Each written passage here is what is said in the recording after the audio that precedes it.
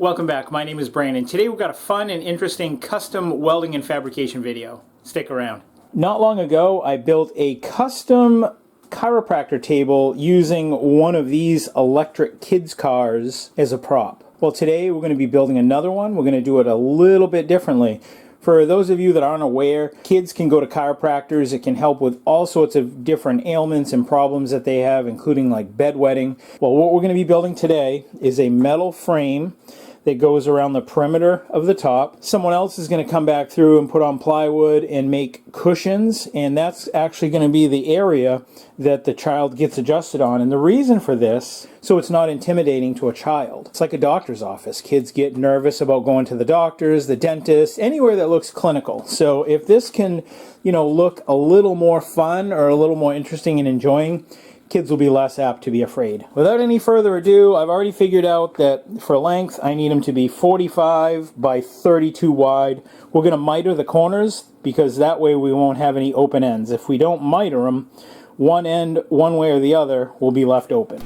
After I built that first table, I did a little more research on chiropractics for kids, and when kids get adjusted, it's not like what you see with adults. There's no big cracks or twists. It's just really light, gentle pressure with the fingertips. And a lot of parents say that their kids move easier, they sleep better, and they just seem more comfortable after. It's just basically a simple way to help support them as they grow. These pieces here are going to make up the top, or the frame for the top, that the plywood's going to bolt to. So now what we got to do is clean these edges to bright, shiny metal so that when we weld it up, we get a good connection. The first thing I'm doing here is grinding and cleaning the metal. Anytime you're welding, prep is key. Clean metal makes for a stronger weld, and it saves you a bunch of headaches later on. Now I'm setting up on my fixture table. I actually built this table along with the clamps that you see me using. Having a good solid table makes a huge difference. Everything stays square and secure, which means your parts come out cleaner and more accurate.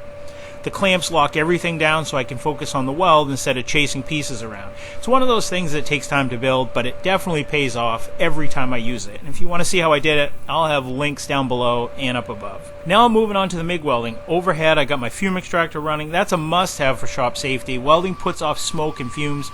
You just don't want to be breathing in, so it's good ventilation is important. Safety glasses, gloves, long sleeves, those are also the basics that you don't want to skip. When I'm running this bead, I'm watching my angle, travel speed, and I'm making sure I keep a steady hand. One of the biggest tips that I can give you is to get comfortable and let the puddle do the work. Don't rush it. Listen to the sound too. A good MIG weld has that steady sizzle, almost like baking frying. If it's popping or sputtering, your settings or your technique need to be adjusted. Welding is one of those skills where prep, setup, and safety are just as important as laying down the bead. You do those things right and the welding just becomes the fun part. You saw me grinding down these edges that I just welded. That's where the plywood's going to go. So it's going to sit flush on the top. Now we're going to flip it over. I'll weld the other side. That other side's not going to get ground. Most of the welds you'll see me doing here are in position. I like to set things up that way whenever I can because it gives me better control and usually a cleaner weld. But that's not always realistic. Out in the real world, you don't always get that perfect setup. That's why it's important to practice out of position welding too. Vertical, overhead, whatever the job throws at you. The more time you spend learning those, the more confident you'll be when you don't have the luxury of flipping the work into the easiest spot. In the end, being versatile with your welding makes you a lot better all around. You want to see how I built this magnetic drill press stand? I got a video for that. Go ahead and check it out. I'll put a link up above. I paid 35 bucks for the drill press with this base off Marketplace. The top half of the drill press, the motor was gone in it. The bearings were shot. It was just a junk drill press motor, but the fundamentals of it, the base and everything's all cast iron, so it's nice and solid. So it made a great foundation to weld this plate on. I had to modify the column a little bit. Now I've got a nice powerful drill press that also is portable if I want to take the top off and use it as a magnetic drill. So now I'm just going to put a few holes in it for where the plywood will bolt down. This is one of the best parts of working in this shop. When you make your own tools, you can build them exactly how you need them. There's a real satisfaction of not just doing the work, but actually doing it with something that you've created. I have a playlist. If you want to check it out, I have a bunch of tools that I built. You can check it out. A lot of fun. We wanted the frame to just clear these lights So to do that, we're going to be just at 30 inches. And we're going to have adjustable feet on the bottom also.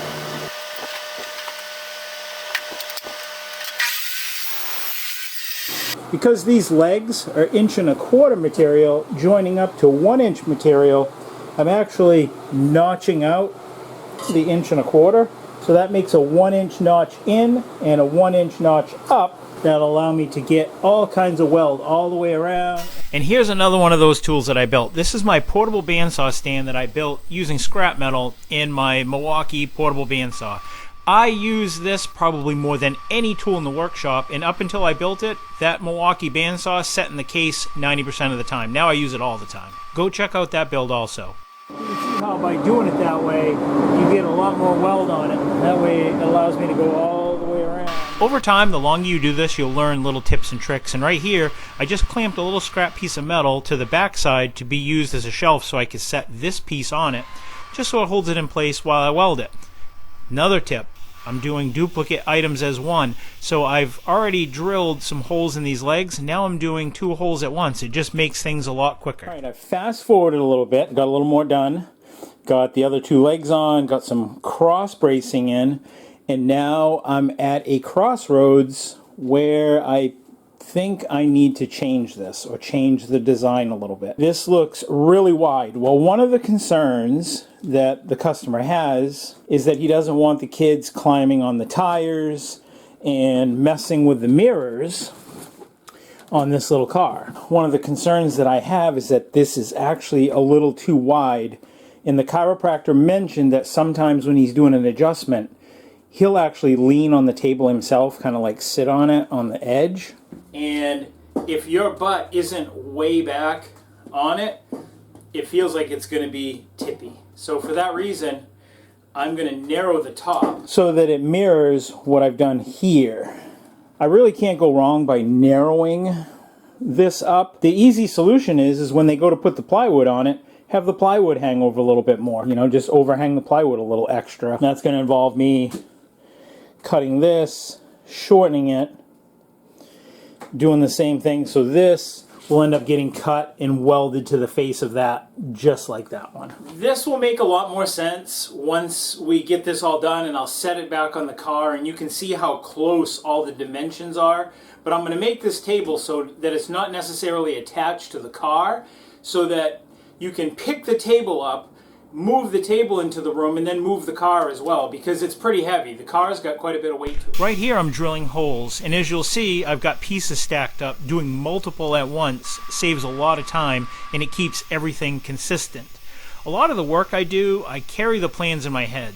Sometimes that means making little adjustments along the way, but the main thing is making sure that the customer gets exactly what they ask for. Cutting corners might save a few minutes, but it always costs you in the long run. If you put in the effort and you give them your best work and you stand behind it, that's how you earn trust and repeat business. Here it is. I got the feet all on with the adjustable clips. That's going to give us 6 inches of adjustable height, so we can bring this table up 6 inches higher than it already is, which, if you've got someone on there, I'm 6 foot tall, that's a pretty good height as it is anyways, so I would think that this would be pretty universal for a lot of people. This little crossbar, keep kids from opening this door up and standing on it and climbing on it. And as I said, if this hangs over 1.5 inches on each side, it's going to prevent kids from, you know, trying to climb up on the side of it, because it's going to be out further. These are just missing the lights. That's how we wanted that. Still got to take off the steering wheel, and I'm going to wire in a little switch to turn on these headlights. That should look pretty trick. I haven't decided how to do that yet. Tried to keep the legs kind of like inboard as much as I could to expose most of the side view of the car so it's seen. I kind of hid this cross brace down here low because it's going to be black, so it'll kind of get hidden within this black decal that's on this. The last one I built, I actually attached it to the buggy and then attached the legs to the buggy, so when you wanted to lift up the table to make it adjustable, it lifted the car with it. This way is going to be a lot easier because the table is separate from the car, so it's going to make it easier all around. Carrying it, getting it through doorways. This is pretty narrow, so even through a doorway, 28 inches, So this will go through most doorways carrying it this way, and if not, you can just turn it on its side and then weave it through that way. So it'll just make transportation and all around a lot easier to set up. Apparently he's going to bring this to some convention that he goes to, and this is going to be kind of a demo model that he wants to, you know, show the community, or the chiropractic community. So now what we're going to do is I'm going to get this outside and start wire brushing it and getting it painted. And here it is. Here's the finished product. I'm super happy how this came out. So for the finish, I did 3 coats of satin, and then I did 3 coats of satin clear. I rewired the light so that the light will come on as soon as the car is turned on, but I disconnected all the motors inside so that if for whatever reason someone should hop inside this car and get in it, it still can't move. And the owner wanted the steering wheel taken off, so I've taken the steering wheel off. It makes that little noise, and it turns on these LED headlights. So if that's all it's running is just these little headlights, this thing will probably run for days if you're not driving it. And I rewired it in there so that you can plug it in and leave it charging at the same time, so it'll charge the battery while it's on. And everything's all fused underneath, so in the event that something should go wrong, it's all factory fused. You've got these little rails here that kind of protect the fenders and the tires to keep kids from climbing on it. And this is what I was telling you about that bar in the back, how I lined it up with that black sticker, so it just kind of like from a distance just kind of like all blends in. And I got the adjustable legs on it, and I put some rubber feet on the bottom so that if this gets put on like a hard surface floor, it's not going to slide around. I just think having it this way overall is going to make it so much easier. If they need to adjust the height, they just pull the pin, raise it up to whatever height they want, and they're not pulling the car or the weight of the car with it like I had on the last design. We kind of had to do it that way, the way we did. I'll have a link to that video if you want to check it out. But now they've just got to get the upholstery guy to make whatever. I'm going to recommend that he makes this top the width of the tires. That's going to add an additional layer of protections to keep, like I said earlier, keep kids from climbing up it. If it's cantilever over a little bit, it'll prevent them from climbing on it. But it's set up right now, they really can't hurt it too much. I want to thank you guys for watching. Thank you guys for tuning in. New videos every Friday. If you're wondering about any of the tools that you see me using, I'll have links down below. Please like, comment, subscribe. Till next week, I will see you then. Take care, stay safe, and God bless.